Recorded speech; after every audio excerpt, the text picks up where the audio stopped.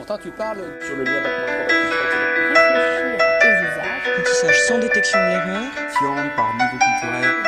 De chaud, quoi, d'être toujours présente. Bonjour Ludovic Deschères. Bonjour.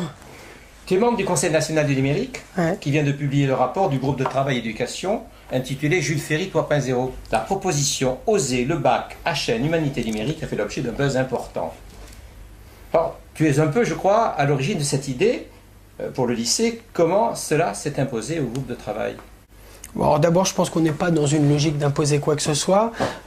Finalement, moi, je me suis inscrit un peu dans ce qui est, pour moi, le rôle du conseil, qui est d'être un rôle de poil à gratter et puis un rôle d'inspiration. On est tous des spécialistes du numérique, alors venant chacun d'univers différents. Moi, je viens plutôt de l'univers des médias. Mais je crois que s'il y a quelque chose qu'on partage, d'abord, c'est de se dire que le numérique est en train de changer et de bouleverser toute la société, mais tout. C'est-à-dire que souvent, quand on parle de numérique, les gens voient un peu un ordinateur, quoi. Nous, on voit bien plus que ça. On voit un changement de société, un changement dans les savoirs et donc une logique qui est vraie pour l'école et pour le reste, plus horizontale, plus collaborative. Ce changement qui est complètement transversal touche tous les domaines, impacte la vie quotidienne des gens, impacte les usages des gens, impacte le fait qu'aujourd'hui tout le monde est auteur, tout le monde peut publier. Toi-même, t'es pas journaliste et puis tu m'interroges, tu vois. Et j'interroge un journaliste. Et t'interroges un journaliste. Le fait que les journaux, même s'ils traversent une crise, ils n'ont jamais eu autant d'audience grâce au digital. Le fait que le tourisme est en train d'être impacté. Demain, c'est le bâtiment qui va l'être, les taxis. Pour paraphraser ce qu'a dit, je crois que c'est Benoît Thiolin qui a dit ça l'autre fois. Mais qui aurait pensé il y a 4 ou 5 ans que les taxis parisiens, européens même, allaient se mettre en grève contre une appli, franchement. C'est à ça qu'on assiste. Donc voilà, alors c'est un terme à la mode, c'est la disruption, mais c'est vrai qu'elle est généralisée. Et souvent on en a peur, on se protège. Moi j'ai envie de croire que c'est une opportunité. Alors c'est une opportunité qui oblige à se poser plein de questions. C'est une opportunité qui pose des questions éthiques, technologiques. C'est fascinant, c'est abyssal, mais en même temps, il y a vraiment des outils qu'il faut donner aux gens. Et je crois que c'est aussi une révolution qui appelle à l'humilité. Et donc, finalement, ce qu'il faut, et c'est là où l'école devient absolument fondamentale, c'est donner aux gens les outils d'apprendre à apprendre et d'être capable d'avoir des clés de décryptage. On sait qu'il va falloir apprendre tout au long de la vie. Voilà, et donc c'est un peu là-dessus. Alors je vais revenir sur le bac. Mais pourquoi un bac, justement, pourquoi un bac, on aurait pu choisir, je sais pas moi, le collège, voilà. Vous avez choisi un bac humanité numérique, alors que certains peut-être auraient pu penser à un nouveau bac scientifique avec une coloration, et en fait vous allez plus loin, parce qu'en fait vous dites, vous voulez un bac par essence, le plus général des bacs généraux, absolument. Alors pourquoi je suis venu avec cette idée un peu saugrenue, qui d'ailleurs a fait sourire au départ au conseil comme ailleurs. C'était un petit peu, c'est-à-dire ils ont souri. D'abord, on s'est dit, qui c'est celui-là qui vient un peu d'ailleurs, lui, moi je suis pas un académique évidemment, et qui vient avec cette idée, mais surtout, est-ce que c'est malin de se dire, on a un truc totalement transversal et on va proposer un point d'arrivée. Oui. Et ma réflexion, ça a été de dire finalement que, évidemment, tout le monde devrait pouvoir bénéficier d'un enseignement à la fois de l'informatique, du code, mais aussi de la culture numérique à l'école. Le peu qu'on avait, c'est il y a quelques années les profs de techno qu'enseignaient un petit peu le code. Et puis il y a quelques années, on l'a enlevé un peu aux profs de techno en se disant à juste titre, le numérique c'est transversal. Donc tous les profs doivent en faire et c'est évident. Aujourd'hui, on n'enseigne pas l'histoire de la même façon quand il y a Wikipédia, on n'enseigne pas la géographie de la même façon quand il y a OpenStreetMap, etc., etc. La philosophie. Il est évident qu'il y a des questions philosophiques, éthiques, sociétales qui sont apportées par le numérique, qui obligent à repenser les enseignements. Alors on s'est dit, c'est transversal, tout le monde doit s'en emparer, mais malheureusement, là tu connais mieux le système que moi, mais en tant que parent d'élève et en tant qu'observateur depuis longtemps de ces questions-là, malgré tout, je constate que quand il n'y a pas de responsable, particulièrement à l'éducation nationale, il ne suffit pas d'avoir des bonnes intentions, personne s'en saisit. Donc finalement, alors qu'on a plus besoin que jamais de préparer des jeunes adultes à affronter ce monde-là, et finalement il se passait rien. Alors moi je me suis dit on va renverser le truc. Qu'est-ce qu'on a fait à la fin des années 60 pour rapprocher l'école de la vie réelle, l'école de l'économie? on a créé un nouveau bac qui s'appelait le bac éco à l'époque. Eh bien, on va faire pareil. On est un pays de symboles. On est un pays où, finalement, on a envie de redonner de l'espoir, du sens à une classe d'âge. Pourquoi ne pas rapprocher les jeunes, leurs usages, de leur environnement qu'est l'école? C'est-à-dire que eux, ils utilisent en permanence des produits numériques. Ils vont sur les sites, ils interrogent le web comme on interroge un dictionnaire ou n'importe quoi. Ils regardent des vidéos partout, sur leur mobile, sur leur télé, sur leur tablette, sur leur ordinateur évidemment. Et l'endroit où ils passent le plus de temps, finalement, suit pas ses usages et en plus de ça, les aide pas à les décrypter, à les comprendre. Donc, ils l'utilisent sans vraiment comprendre tout ça, ni comment on parle à une machine, ni même qu'est-ce que ça signifie, par exemple, de publier. Alors, on va jouer le jeu et ce qu'on va faire, c'est qu'on va obliger. Comment on oblige? On crée un point d'arrivée. On crée pas un point d'arrivée juste pour, justement, avoir une petite filière qui serait, au final, une partie des gens qui seraient très compétents sur le numérique. C'est l'inverse. Aujourd'hui, on a un bac scientifique. Pour pouvoir choisir une filière scientifique, il faut évidemment faire des maths dès le CP, et peut-être même avant. Et c'est parce qu'il y a un tronc commun qu'à un moment, on peut choisir une spécialité. Et bien moi, je me suis dit, en imposant une spécialité, on va impacter en amont sur le tronc commun. Et c'est comme ça que, de force, on va finalement faire sauter le bouchon et infuser une culture numérique dès le plus jeune âge, une culture des humanités, on y reviendra, une culture numérique au sens large, et évidemment un enseignement de l'informatique, puisque ça n'a pas de sens d'essayer de comprendre le digital si on n'en connaît pas la langue, évidemment. Donc informatique, apprendre à penser, des pensées algorithmiques, bref, tout ce qui est apporté par le digital.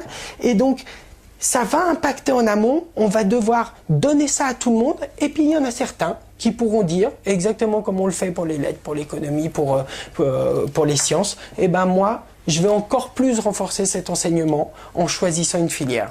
Donc quelque part, là où on croit, et on pourrait avoir la lecture de se dire c'est prendre par le petit bout de la lorgnette, c'est exactement l'inverse. C'est comme une bouteille. Il y a un goulot, mais avant le goulot, ça s'élargit. Nouveau bac, mais général, mais n'est-ce pas aussi nouvelle méthode pédagogique? Alors évidemment, là moi j'ai pas les compétences, mais à terme on doit se poser la question des nouvelles méthodes en général et peut-être même de réformer notamment le fonctionnement du bac avec plus de méthodes projets collaboratifs. Finalement, qu'est-ce qui change ce monde? Et ça, on le voit dans tous les secteurs. C'est que on est de moins en moins coincé dans des silos. Aujourd'hui, le collaboratif, c'est absolument essentiel.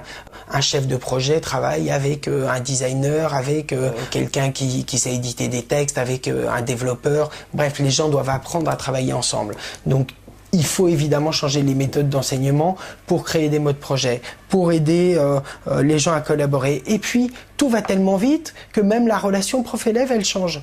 Le prof, c'était déjà le cas, mais ça l'est encore plus. Il a besoin de se former en permanence et puis d'accepter d'être challengé, de former avec son élève. Donc là aussi, il y a des choses qui changent, mais je dirais même que c'est physique. C'est-à-dire qu'il va certainement falloir pousser les murs des classes pour permettre aux gens de se réunir tous ensemble et de bosser sur des choses. Donc oui, les méthodes d'évaluation doivent certainement évoluer un petit peu. Les logiques du travail ensemble doivent évoluer. Le partage des documents évolue forcément, il circule partout, donc comment on fait avec tout ça? La question des contenus qui sont en évolution perpétuelle se pose évidemment, les logiques de coécriture, de wiki, de toutes ces... Voilà, donc il est évident qu'il faut à la fois changer les méthodes d'enseignement, mais aussi changer le rapport des uns et aux autres. D'abord, moi ce que je crois, c'est que la vraie vertu de ce bac, c'est aussi de raconter une sacrée belle histoire aux mômes, aux jeunes plutôt. On leur propose de faire quelque chose qui colle à leur univers, et puis c'est aussi donner un bel espoir aux parents. C'est-à-dire qu'on sait bien aujourd'hui que les métiers, les nouveaux métiers, ils vont beaucoup être dans ces endroits-là. Pas que, évidemment, mais aussi beaucoup. Et que même si on n'y est pas directement confronté, on a besoin de penser ce monde, parce que ce monde, c'est penser son environnement, penser ce qui nous entoure. Il est évident que ça fait sens et pour les mômes et pour les parents. Et puis par ailleurs, ça permet aussi de rapprocher l'école des parents, d'avoir des discussions différentes entre les profs, les enseignants, les parents et les mômes et tout ça. Et donc, finalement, ça décloisonne vachement. Et maintenant alors? Le Conseil national numérique a publié ce rapport. Comment tu te situes par rapport à cette après-publication de rapport? Moi, personnellement, je me situe entre guillemets nulle part. C'est-à-dire, je pense que moi, je suis venu avec cette idée pour inspirer et finalement, je crois qu'on a bien compris la démarche.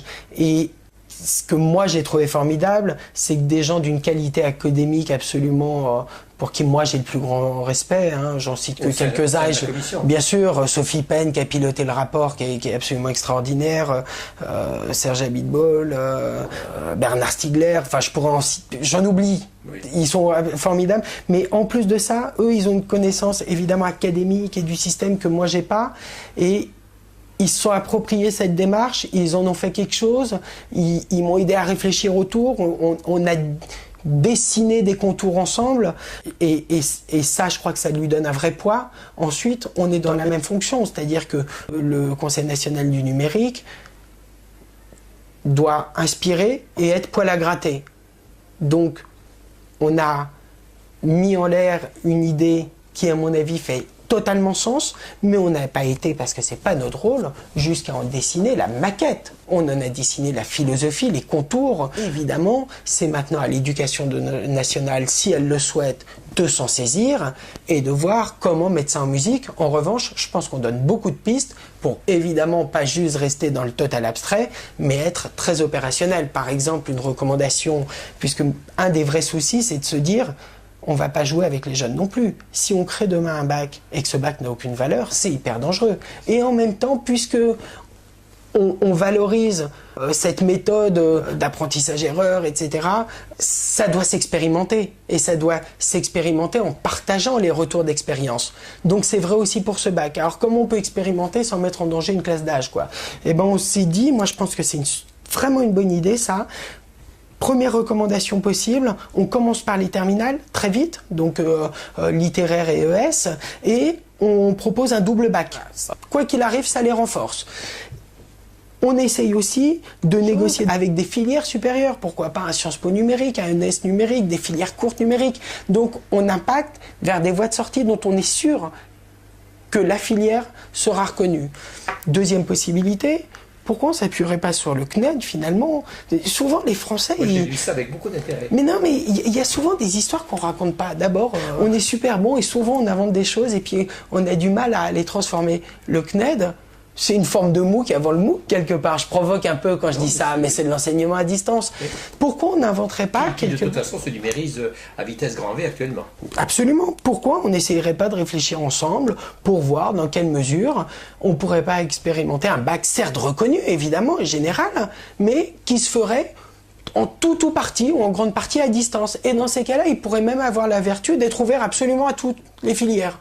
N'importe qui pourrait, en plus de son bac traditionnel, s'inscrire sur une plateforme pour passer un second bac. Voilà le genre de pistes, il y en a d'autres très concrètes qui permettent quand même maintenant de s'en saisir et de voir comment on peut à la fois le mettre en place, mais aussi aller très vite pour faire des expériences sans mettre personne en danger. Est-ce qu'on pourrait dire que c'est une proposition qui d'une certaine façon est là pour faire bouger le système ? C'est évidemment une proposition qui est là pour faire bouger le système et je pense que c'est même sa principale vertu. Parmi les propositions, je vois que vous proposez que l'on puisse appuyer sur des pôles de compétitivité pour trouver des enseignants et enrichir la formation. Non, mais il est évident qu'une des questions qui se pose, c'est la formation des enseignants. Donc moi je crois que ce qu'on peut dire, c'est que l'école doit s'ouvrir globalement. Toutes les énergies sont bonnes pour aider l'école à bouger. Donc pourquoi pas s'appuyer sur les initiatives locales, sur des pôles de compétitivité, sur les start-up innovantes françaises autour qui réfléchissent, qui pensent ces questions-là. Et il est évident que comme ça, on va arriver à expérimenter et à faire avancer les choses. Merci beaucoup, Ludovic Péchère. Merci.